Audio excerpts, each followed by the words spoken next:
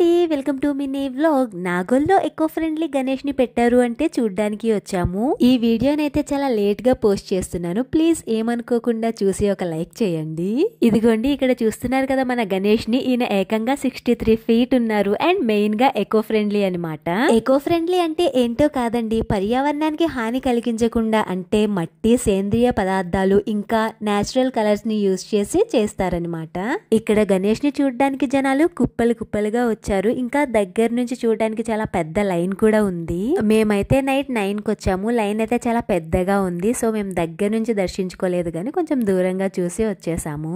63 అడుగుల బొజ్జ గణపయ్య విగ్రహాన్ని చూస్తుంటే నిజంగా ఆయన్నే చూస్తున్నట్టుగా అనిపించింది నాకు.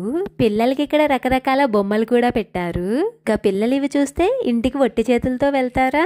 అండ్ ఇక్కడ కాస్ట్ కూడా రీజనబుల్ గానే ఉంది. ఇంతేనండి సంగతులు. ప్లీజ్ సబ్స్క్రైబ్ చేయొచ్చు కదా. జై హింద్.